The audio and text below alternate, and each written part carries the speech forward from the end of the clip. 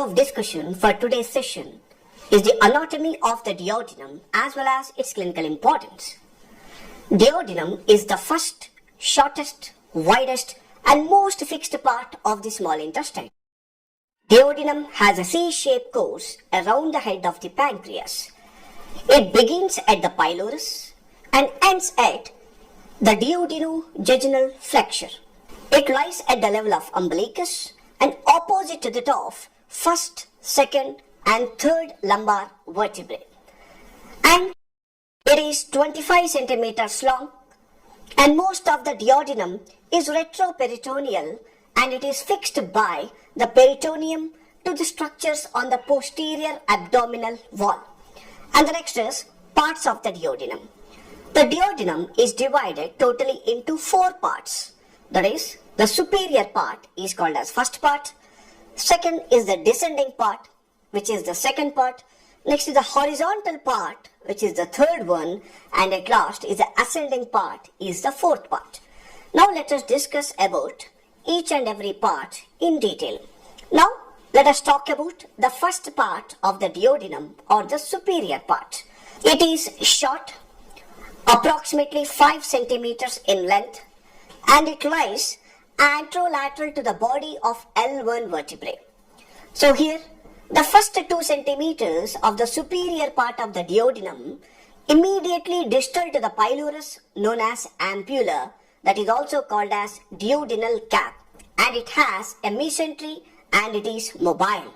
The distal 3 centimeters of the superior part have no mesentery and it is immobile. And the superior part begins at the pylorus and goes backwards, upwards and to the right and ends at the superior duodenal flexure. And now let us talk about what are the peritoneal relations of the first part of the duodenum. So here, the proximal 2 centimeters of superior part is attached to the lesser omentum above and greater omentum below. And the distal 3 centimeters is retroperitoneal in nature and it is fixed with the anterior surface covered by the peritoneum. And what are the visceral relations? Anteriorly, if you see, the quadrate lobe of the liver, gallbladder, and next posteriorly, the gastroduodenal artery and the bile duct and the portal vein. Superiorly, it has an epiploic foramen, and inferiorly, head and neck of the pancreas. This is what you need to know about the first part of the duodenum. And the next one is the second part or the descending part of the duodenum. It is longer, 7.5 centimeters long, and it descends along the right side of L1 to L3. It runs inferiorly, curving around the head of the pancreas, and it begins at the superior duodenal flexure and passes downwards towards the lower border of L3 and curves towards left at inferior duodenal flexure to become continuous with the third part of the duodenum. And let us talk about what are the peritoneal relations of the second part of the duodenum. It is retroperitoneal and fixed. In the middle of anterior surface, it is directly related to the colon, where as the rest of the anterior surface is covered by peritoneum. And what are the visceral relations of the second part? Anteriorly, right lobe of the liver, transverse colon, root of the transverse mesocolon, and the small intestine. All these structures form the anterior visceral relations of the second part of the duodenum. And posteriorly, the medial border of anterior surface of the right kidney, right renal vessels, right edge of inferior vena cava, and right psoas major. So these are the structures which forms the posterior aspect of the second part. And medially, as you can see on the screen, head of the pancreas as well as its associated bile duct, and laterally it has right colic flexures. So these are the visceral relations of the second part. And let us talk about the major duodenal papillae. If you see the interior of the second part of the duodenum, you can easily identify the major duodenal papilla.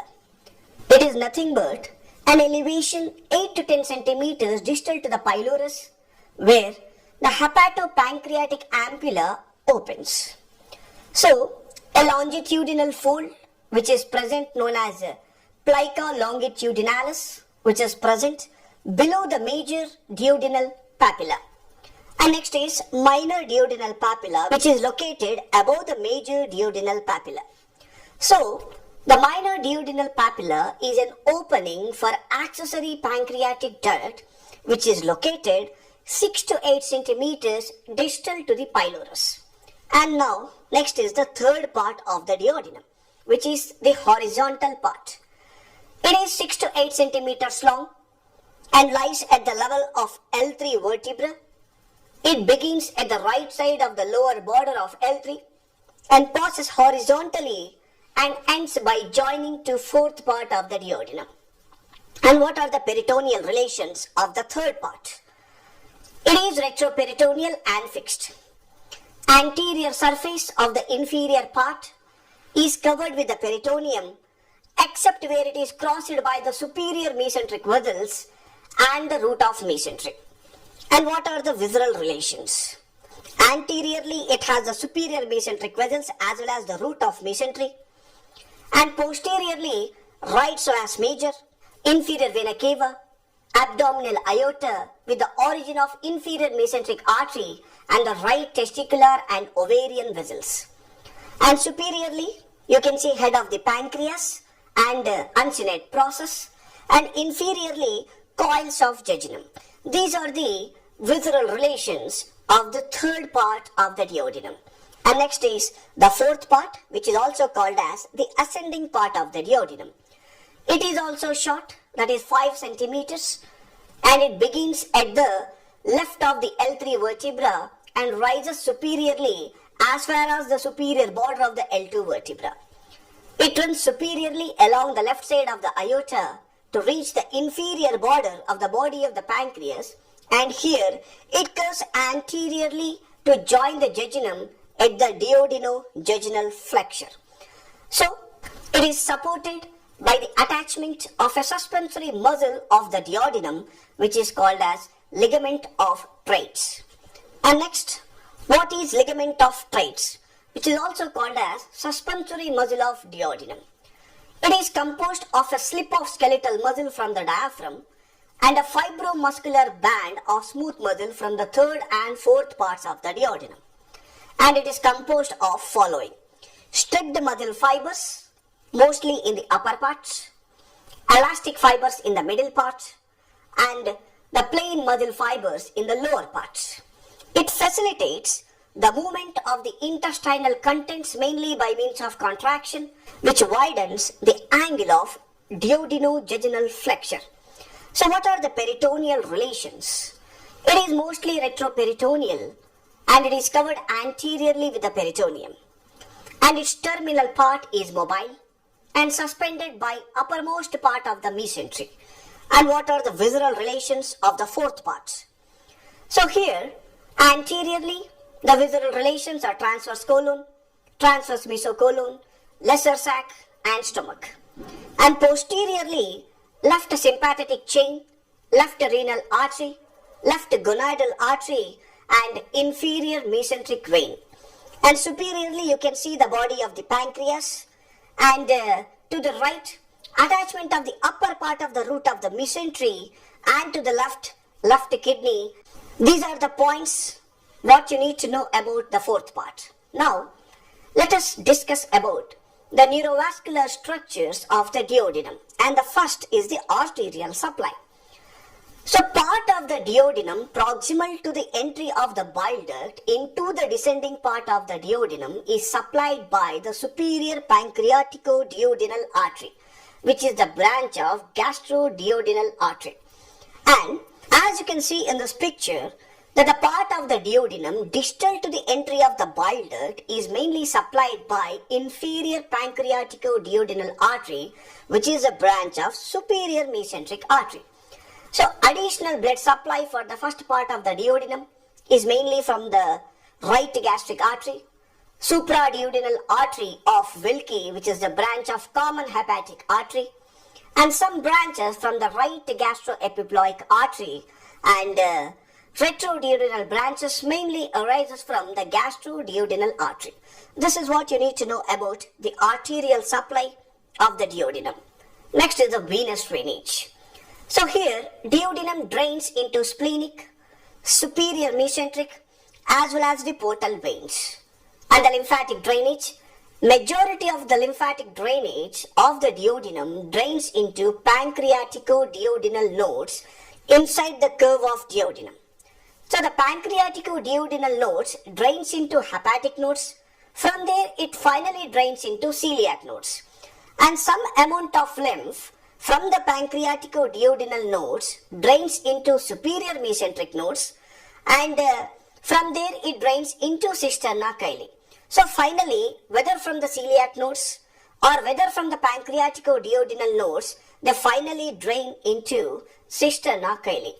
But some vessels from the first part of the duodenum drains into pyloric nodes, from there into hepatic nodes, from there finally into celiac nodes. This is what you need to know about the lymphatic drainage. And next is the nerve supply. Sympathetic innervation is from T9 to T10 spinal segments, and a parasympathetic nerve supply is from the vagus via celiac plexus. Next is histology of the duodenum. Now let us talk about the mucous membrane which lines the duodenum. The mucous membrane contains evaginations in the form of villi with columnar cells, which has the microvilli, and invaginations to form crypts of Lieberkühn. The muscularis mucosae contain 2 layers of muscles, and next is the submucosa, which mainly contains mucus secreting Brunner glands, and next layer is the muscularis externa. Muscularis externa contains the outer longitudinal and the inner circular layer of muscle fibers. This is what you need to know about histology of duodenum. Next, what about the clinical significance? First one is the duodenal ulcer. Inflammatory erosions of the duodenal mucosa is called as duodenal ulcer. And most commonly, it is caused by H. pylori, but it is also caused by stress, acids as well as pepsin. The most common site for the development of the ulcer is the posterior wall of the first part of the duodenum, mainly because of direct exposure of this part to the acidic chyme, which is coming directly from the stomach before reaching the second part of the duodenum, where it is mixed with the pancreatic juices. And next is, occasionally, an ulcer perforates the duodenal wall, permitting the contents to enter into the peritoneal cavity and causes peritonitis. Here, the duodenal ulcer is 3 times more common when compared to that of the gastric ulcer. And the duodenal ulcer erode the pancreas or the gastroduodenal artery, causing burning, cramping, and epigastric pain. By this, we concluded our topic, that is anatomy of duodenum.